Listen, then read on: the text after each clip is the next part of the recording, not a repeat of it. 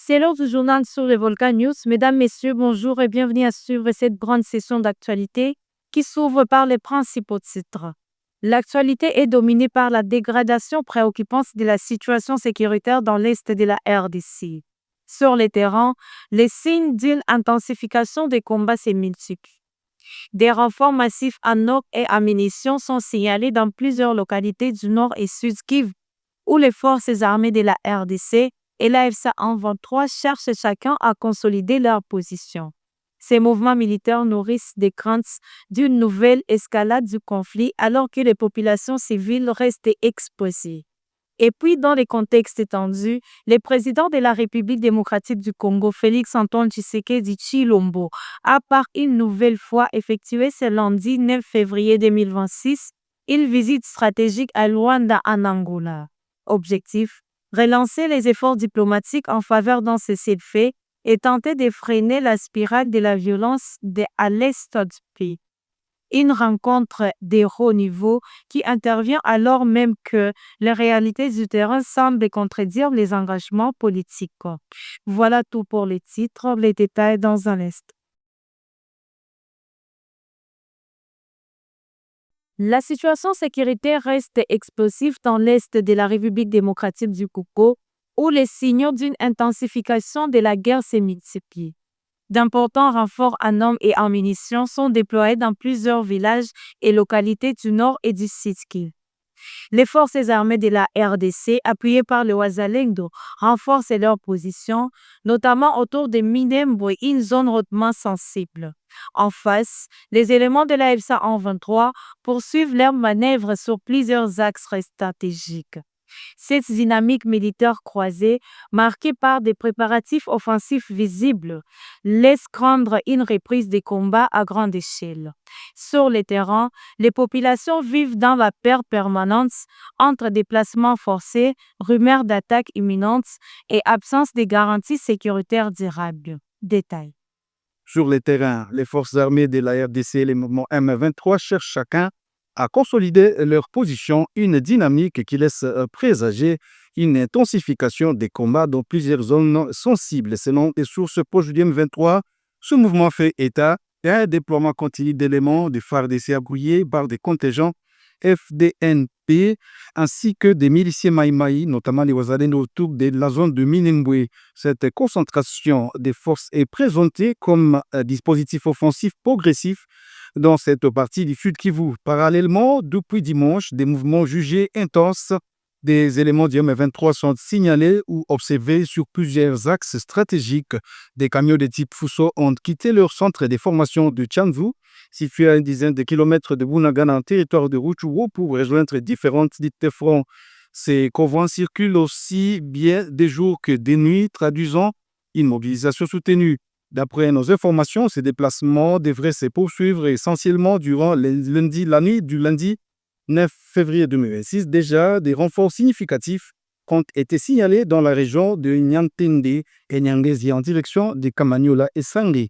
Au moins 11 camions de Ben ont été aperçus dans l'après-midi transportant des hommes et des munitions.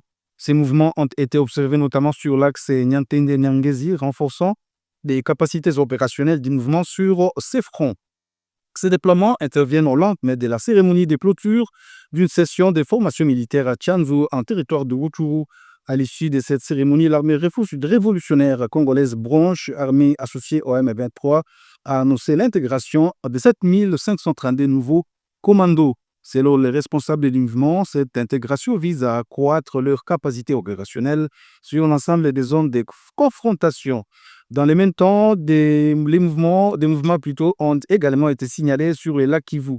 2 embarcations avaient transporté des renforts du M23 en direction de la ville de Bukavu, toujours selon des sources concordantes. Ces déplacements par la voie lacustre confirment l'extension des axes logistiques utilisés pour le déploiement des troupes et du matériel. Sur le plan sécuritaire, la situation reste marquée par des affrontements actifs sur plusieurs fronts. Des violents combats ont opposé les forces armées de la République démocratique du Congo, appuyées par les Wazalendo, combattants du M23 dans les groupements de Nukangala, situés dans la chefferie de Luindi, territoire de Mwenga au sud Kivu. Les échanges de tirs ont été signalés dans plusieurs villages de cette zone, soit qu'un bilan officielle ne soit communiquée à ces dates. À ce stade plutôt. Dans ces contextes, les deux camps poursuivent le renforcement de leurs dispositifs militaires. Des convois, des munitions et des renforts en hommes continuent d'être acheminés vers différentes positions, aussi bien dans les Nord Kivu que dans le Sud Kivu. Cette montée en puissance simultanée alimente les craintes d'une reprise généralisée des hostilités à grande échelle. Pour l'heure, aucun appel officiel à la désescalade n'a été confirmé sur le terrain, tandis que les mouvements observés indiquent une préparation active de part et d'autre. L'Europe continue de frapper les civils dans les zones sous menace des ADF-NAL. En Ituri, des civils pygmées enlevés à Aboulembi dans le territoire du Roum ont été retrouvés morts après plusieurs jours de captivité. Selon des sources locales, les victimes revenaient de la chasse lorsqu'elles ont été interceptées par les rebelles. Elles auraient refusé de servir de guides ou pisteurs aux ADF, un refus qui leur aurait coûté la vie. Le choc a été immense au sein de la communauté, au point qu'une veuve a tenté de se suicider en découvrant des corps. Ces assassinats relancent les critiques sur l'incapacité persistante des forces de sécurité à protéger les civils dans les territoires de Beni et du Roum, régulièrement endeuillés par des massacres attribués à ces groupes terroristes. Des précisions dans cet élément. Le mouvement AFC 123 affiche une montée en puissance inquiétante.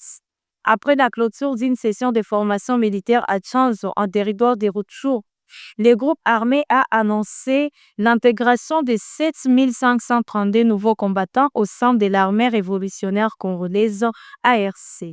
Cette annonce intervient dans un contexte de forte pression diplomatique internationale en faveur d'un cessez-le-feu, ce qui accentue la contradiction entre les discours politiques et la réalité sur terrain. Des convois de camions de type Fuso et Ben, transportant hommes et munitions, ont été observés circulant de jour comme de nuit vers plusieurs lignes de front du site Kivu. Le chef militaire du 123, Sultan Makenga, a par ailleurs réaffirmé publiquement son ambition de renverser le pouvoir de Kinshasa, confirmant que l'option militaire demeure centrale dans la stratégie du mouvement. Suivez. En 2026, cette évolution confirme, d'après le mouvement, la montée en puissance de l'armée révolutionnaire congolaise comme acteur central du changement en République démocratique du Congo. Ces adhésions traduisent également la volonté croissante de nombreux Congolais de s'engager pour un changement profond à travers l'AFC M23.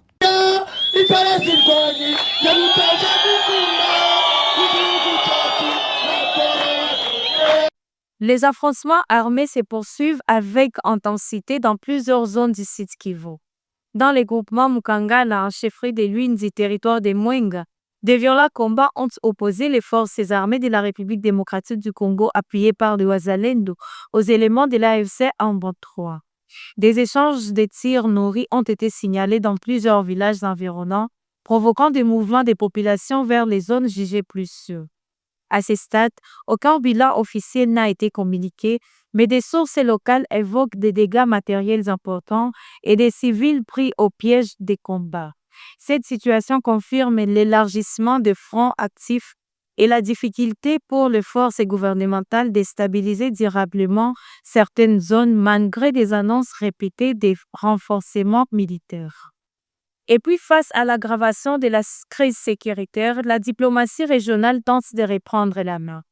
Le président Félix Tshisekedi s'est rendu à Luanda le 9 février 2026 à l'invitation de son homologue angolais João Lourenço, président à l'exercice de l'Union africaine. Cette rencontre, à laquelle ont également pris part Faure Nyansibé et Olusegun Obasanjo, visait à relancer les efforts en faveur d'un cessez-le-feu inconditionnel entre le gouvernement congolais et l'AFC M23, conformément à l'accord signé à Doha. Toutefois, la poursuite des opérations militaires du M23 et les mouvements de troupes observés sur le terrain fragilisent ces engagements. Pour de nombreux observateurs, le risque est réel de voir la diplomatie une fois de plus dépassée par la logique des armes. Selon la présidence angolaise, cette déclaration de cessez-le-feu doit s'inscrire dans le cadre du mécanisme signé entre les deux parties en octobre dernier à Doha sous l'égide de l'État du Qatar. Cette décision figure parmi les résolutions issues de la réunion tenue ce lundi 9 février 2026 à Luanda autour de João Lourenço, président de la République d'Angola, des Forêts et Sossi Magnassive, président du Conseil de la République togolaise et médiateur de l'Union africaine de Félix Tshisekedi, président de la République démocratique du Congo, mais également de Olusegun Obasanjo, responsable de la branche politique au sein du panel des facilitateurs du processus de paix en République démocratique du Congo. Cette nouvelle rencontre intervient à la veille du 39e sommet des chefs d'État et de gouvernement de l'Union africaine prévu du 14 au 15 février 2026 à Addis Abeba, en Éthiopie. Il fait également suite à une tournée de Forêt et Nyasibé, président du Conseil du Togo dans la région des Grands Lacs, accompagné du panel de facilitateurs. Le médiateur de l'Union africaine s'est successivement rendu au Rwanda, au Burundi et en Ouganda, où il a eu des entretiens en tête-à-tête avec le chef d'État de ce pays, à savoir Paul Kagame, Evariste Ndayishimiye et Yoweri Museveni Kaguta.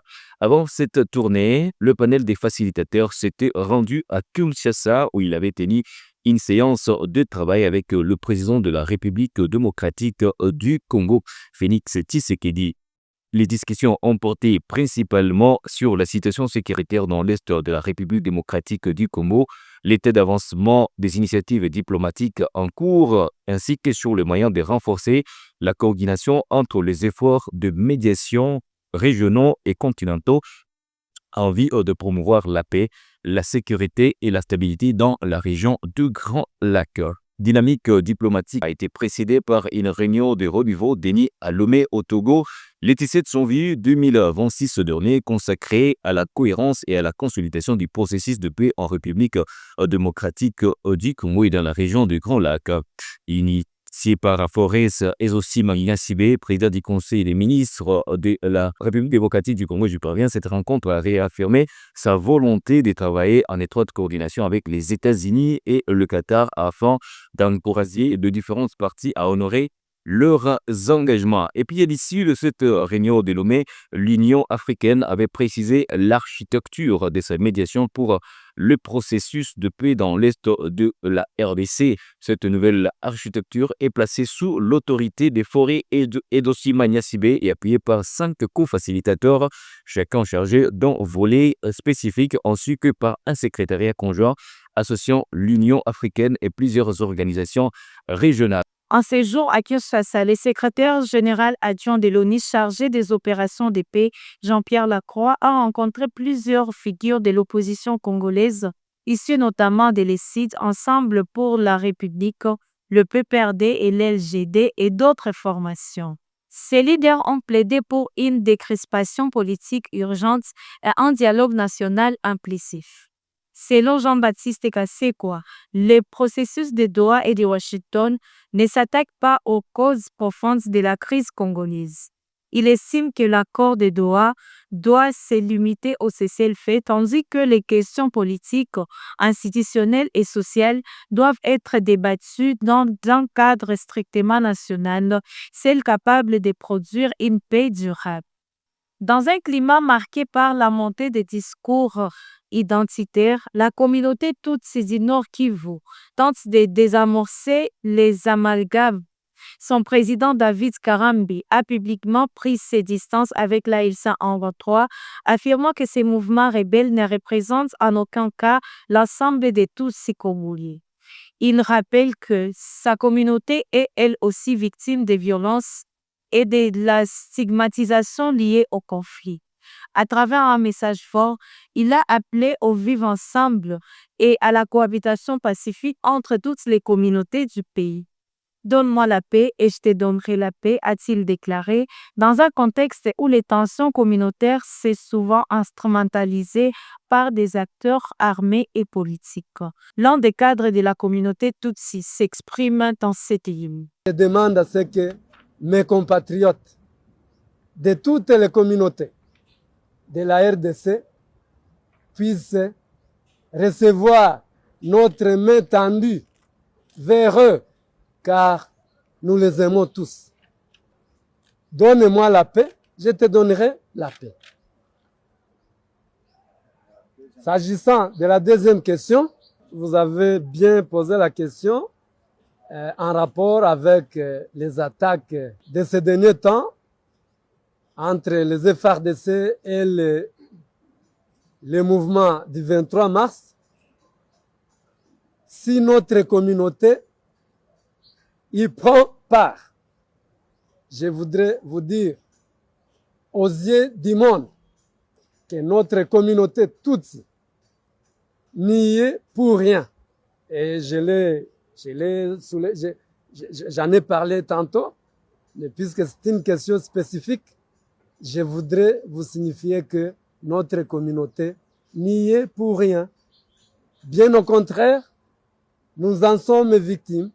Le groupe rebelle M23 n'est pas de notre communauté toute. Puisque si vous partez par sa composition, son directoire, ses éléments armés, il y a autant de membres des autres communautés qu'il y en aura de notre communauté. Et comme nous avons toujours été minoritaires ici, même dans ces groupes, je présume que nous y serons minoritaires. À Kisangani, le gouverneur de la Chopo, Paulin Landongolia, a réuni les acteurs politiques, administratifs et communautaires pour évaluer l'évolution de la situation sécuritaire dans l'espace Grand Oriental. Il a alerté sur l'émergence de nouvelles formes de menaces, notamment l'utilisation potentielle des drones et à des fins hostiles. Appelant à une vigilance accrue, il a insisté sur la responsabilité partagée entre l'État et les citoyens. Le gouverneur a prévenu que les sanctions pourraient viser les autorités locales négligentes, soulignant que l'inaction face aux menaces sécuritaires actuelles n'est plus tolérable. Mesdames, Messieurs, avant de clôturer ce journal, voici la page internationale sur les Volcan News. Madame, Messieurs, on est très content de vous recevoir à suivre cette page internationale des actualités sur le Volcan News. Nous allons nous rendre aux États-Unis où, en tout cas, cette première puissance mondiale a mené lundi 9 février 2026 une nouvelle frappe dans le Pacifique contre un bateau des trafiquants de drogue présumé qui a fait au moins 2 morts, a annoncé l'armée américaine dans le cadre d'une campagne qui dure depuis 6 mois. Avec cette nouvelle frappe annoncée sur X par les commandements militaires américains pour l'Amérique latine et les Caraïbes, ce sont au moins 130 personnes qui ont été tuées et une quarantaine de bateaux détruits depuis le mois de septembre, date du début de la campagne américaine de frappe contre des embarcations de trafiquants présumés, j'y arrive. Il s'agit de la 3e frappe connue depuis le début de l'année. Nous allons rester en tout cas aux États-Unis où le vice-président des États-Unis, J.D. Vance, s'est rendu ce lundi 9 février 2026 à Erevan, la capitale arménienne, afin d'afficher le soutien de Washington aux récents efforts de paix entre l'Arménie et l'Azerbaïdjan. À l'issue de sa rencontre avec le Premier ministre arménien, Nikol Pachinian, les 2 responsables ont annoncé un accord sur le nucléaire civil ainsi que l'achat de drones américains et de puces électroniques. Et pour clôturer cette page, affaire Epstein, Ghislaine Maxwell réclame une grâce de Donald Trump pour témoigner devant les congrès d'Amérique. Ghislaine Maxwell, l'ex-compagne du criminel sexuel américain Jeffrey Epstein, qui devait témoigner lundi devant une commission de la Chambre américaine des représentants, a préféré garder le silence en vertu des droits constitutionnels à ne pas s'auto-incriminer. Il propose de parler en échange d'une grâce présidentielle de Donald Trump. Mesdames, Messieurs, c'est par ici que nous mettons point final à cette grande production de vos nouvelles. Merci à vous de nous avoir suivis du début jusqu'à la fin. Portez-vous bien, vous et le vôtre, et au revoir.